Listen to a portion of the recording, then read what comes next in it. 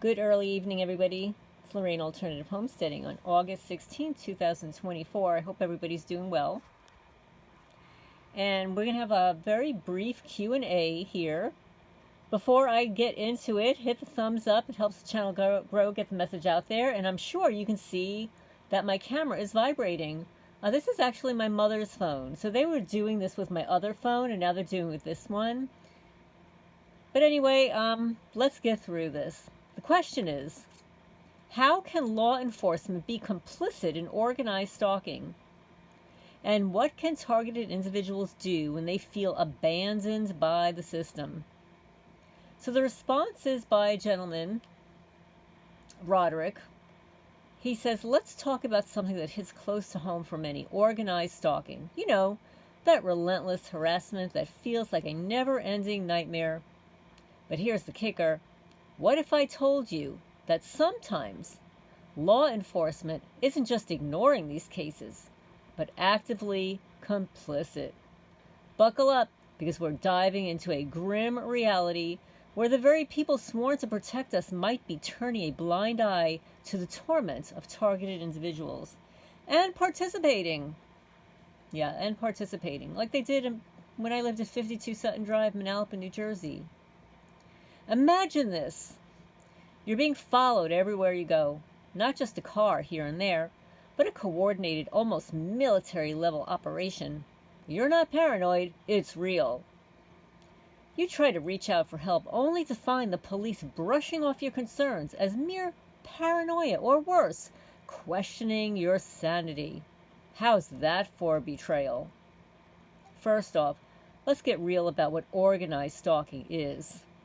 It's not just creepy neighbors or a couple of harassers. We're talking about a systemic, covert operation designed to make someone's life hell.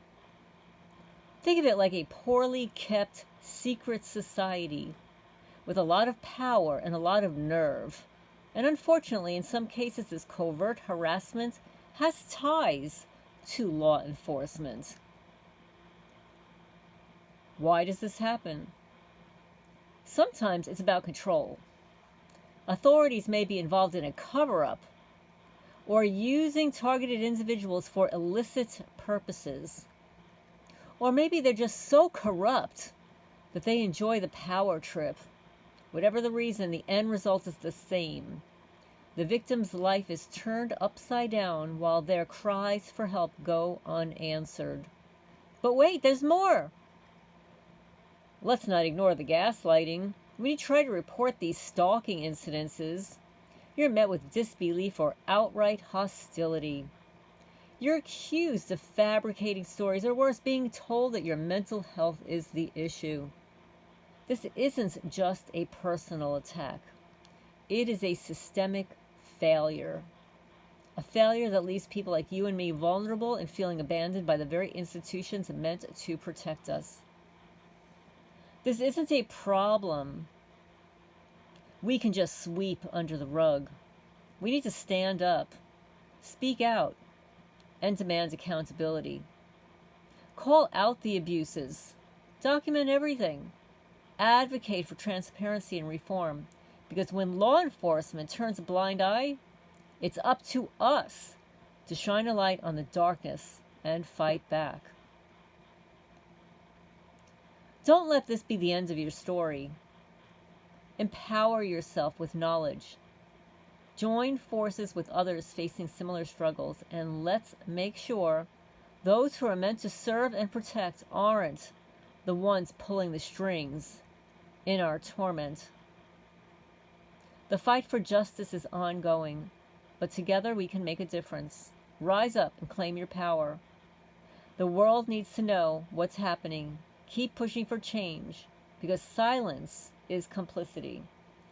And that goes for the silence of the officers that know what's going on and who know who's participating and do nothing and say nothing about it. And this happens likely in every police department around the country. You know, I watch a lot of police auditing YouTube creators. And it's absolutely horrific what you see. But behind the scenes behind what you're viewing, the trained eye, the trained targeted individual, the trained targeted person may see something else, may see that these police, that some of these police are the gang stalkers, and some of their victims are targeted people that they're systemically pulling over because they know that somebody's going to be somewhere at a particular time. They know because it pops up on their screen, with whatever code is there. It gives them the right to torment anybody and get away with immunity. That should not be the case. And actually, it's not going to be the case. Because many of these police officers, not only are they getting fired, but some of them are going to prison. Some of them are being charged with very serious crimes. So, a lot of people have suspected that woman, Sonia Massey, the woman who, I guess with the early hours, she heard the possibility of a prowler outside. She was in the house boiling water, likely for tea or coffee. She was in her nightgown. She called the police. She was upset. It appears to me that they already knew who she was. And they were on their little trip, their little ego trip, to take her out. I wouldn't even be surprised if the prowlers that she heard, it may have been V2K. It may have been the officers outside. Maybe they were the prowlers. But either way, she was shot in the face. And I'm sure it's not going to be the last we hear about that story.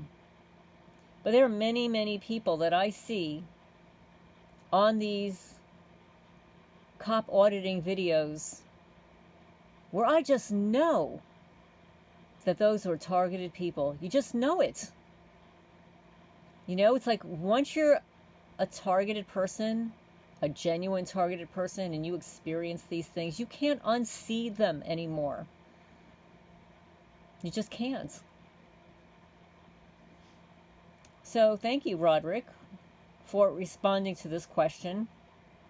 The question once again was, how can law enforcement be complicit in organized stalking? And what can targeted individuals do when they feel abandoned by the system?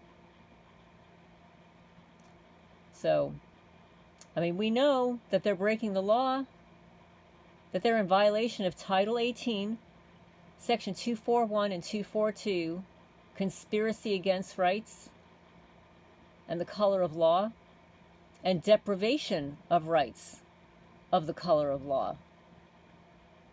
So every officer, every sheriff that either takes an incident report from you and doesn't accurately document it, doesn't document it all, doesn't come out when there's vandalism to photograph it, doesn't include those photos, and when you FOIA request it, the page is blank,